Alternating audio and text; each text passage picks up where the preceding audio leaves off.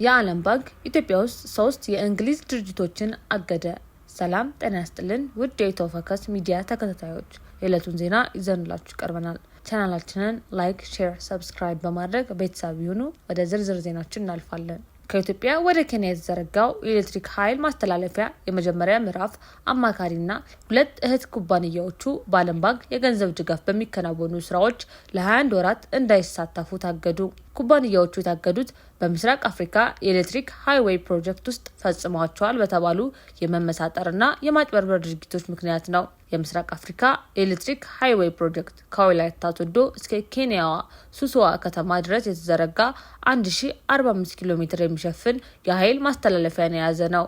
ይህ ፕሮጀክት መቀመጫውን በአዲስ አበባ ያደረገው የምስራቅ አፍሪካ ኤሌክትሪክ ኃይል ትስስር ፕሮግራም ኢስት አፍሪካን ፓወር ኢንቴግሬሽን ፕሮግራም የመጀመሪያ ምዕራፍ ነው። የዓለም ባንክ ከኢትዮጵያ ወደ ኬንያ የኤሌክትሪክ መስመር በተዘረጋበት ፕሮጀክት ላይ ተቀባይነት የሌለው ድርጊትና ማጭበርበር ፈጽሟል ያላቸውን 3 የዩናይትድ ኪንግደም አማካሪ ተቋማት የአፍሪካ ቅርንጫፎች ላይ ነው። እገዳው የተጣለው ፕራይስ ዋተር ሃውስ ኩፐር PwC የተባለው ዓለም አቀፍ አማካሪ ድርጅት ሞሪሼስ፣ ኬንያና ሩዋንዳ ውስጥ በሚገኙ ቅርንጫፎች ላይ ነው። እንደ ዓለም ባንክ ገለጻ አፍሪካ ውስጥ የሚገኙት የፕራይስ ዋተር ሃውስ ኩፐር ቅርንጫፎች በኢትዮጵያ የሚመነጨውን የኤሌክትሪክ ኃይል ወደ ኬንያ በሚያስተላልፈው ፕሮጀክት የመጀመሪያ ምዕራፍ በሚከናወንበት ወቅት ነው። በኬንያ የኤሌክትሪክ አቅርቦት መጠንን ለማሳደግና ዋጋውን ለመቀነስ የተነደፈው ይህ ፕሮጀክት ኢትዮጵያን ወደ ጎረቤቷ ከምትልከው ኤሌክትሪክ ገቢ እንድታገኝ ያደረጋት ነው። በሁለቱ ሀገራት መካከል 500 ኪሎ ቮልት የከፍተኛ ቮልቴጅ መስመር የተዘረጋ ሲሆን ኬንያ በአሁኑ ወቅት 200 ሜጋዋት ኤሌክትሪክ ከኢትዮጵያ ትገዛለች።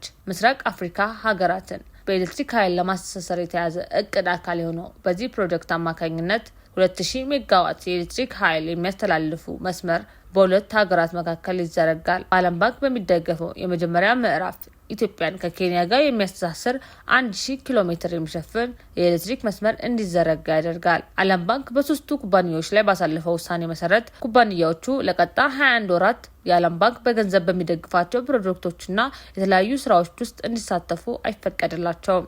የዓለም ባንክ እንደገለጸው ኩባንያዎቹ በአማካሪ ተቋምነት እንዲመረጡ ለማድረግ ሲሉ በአውሮፓውያኑ 2019 ምስጢራዊ ግዢ መረጃን ከፕሮጀክት ኃላፊዎች አግኝተዋል። ኩባንያዎቹ ተጽዕኖ ለማሳደር የሚያስችል መረጃ ተቀብለውበታል የተባለው ከኢትዮጵያ ኤሌክትሪክ ኃይል ኮርፖሬሽን የዓለም አቀፍ የፋይናንስ አፈጻጸም ሪፖርት ለማዘጋጀት የሚታሰር ውል እንደነበር ተጠቅሷል። በተጨማሪም ኩባንያዎቹ የኢትዮጵያ ኤሌክትሪክ አገልግሎትን ቋሚ የንብረት ቁጠራና የዋጋ ግመት አገልግሎት የሚያካትቱን ለማግኘት ተጽዕኖ ለማድረግ ሞክረዋል የሚል ክስ ቀርቦባቸዋል። እንዲሁም ከኩባንያዎቹ አንዱ የዋና ባለሙያዎችን ብቃት በተመለከተ የተሳሳተ መረጃ እንደሸጠና በኮንትራት አፈጻጸም ወቅት ንዑስ ኮንትራትን በተመለከቱ መረጃዎችን ሙሉ ለሙሉ ይፋ እንዳላደረገ ተገልጿል። በኩባንያዎቹ የተፈጸሙት ድርጊቶች ውድድርን ለማስቀረት የመመሳጠርና የማጭበርበር ድርጊቶችን ለመከላከል የዓለም ባንክ የሚከተለውን መመሪያ የጣሱ መሆኑን አመልክቷል። የባንኩን የምርመራ ግኝት ተከትሎ ኩባንያዎቹ ድርጊቶችን መፈጸማቸውን ማመናቸው በባንኩ መግለጫ ላይ ተጠቅሷል። እንዲሁም በባንኩ እንቅስቃሴዎች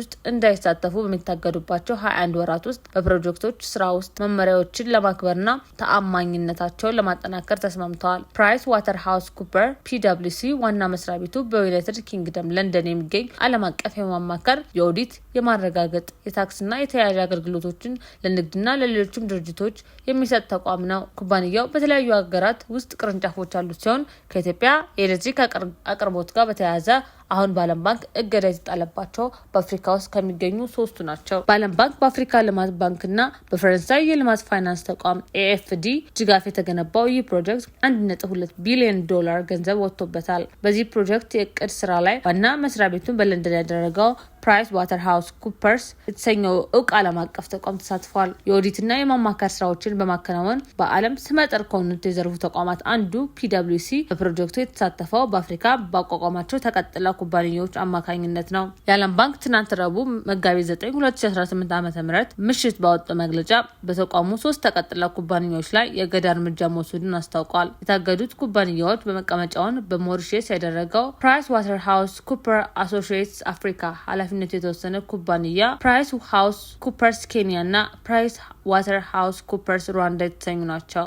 እነዚህ የተቋሙ የአፍሪካ ተቀጥላ ኩባንያዎች እርምጃ የተወሰደባቸው ለቀድሞ የኢትዮጵያ ኤሌክትሪክ ኃይል ኮርፖሬሽን ዓለም አቀፍ የፋይናንስ ሪፖርት አቀራረብ ደረጃዎች ትግበራ አማካሪ ለመቀጠር ከወጣው ጨረታ ጋር በተያያዘ ነው። ኩባንያዎቹ ተገቢ ባልሆነ መንገድ ተጽዕኖ ለማሳደር ከፕሮጀክት ባለስልጣናት ሚስጥራዊ የቅጥር መረጃ መቀበላቸውን መረጋገጡን ዓለም ባንክ በትናንትናው ዕለት ባወጣው መግለጫው ጠቅሷል። ኩባንያዎቹ የኢትዮጵያ ኤሌክትሪክ ኃይል አገልግሎት የቋሚ ንብረት ቆጠራና ግምት የስራ ውልን መቀመጫውን በሞሪሸስ ያላደረገው PwC አሶሲኤትስ እንዲሰጥ ተጽዕኖ ማሳደራቸውን ዓለም ባንክ በመግለጫው ይፋ አድርጓል። የዕለቱ ዜና ይህን ይመስል ነበር። በሰላም ዋሉ።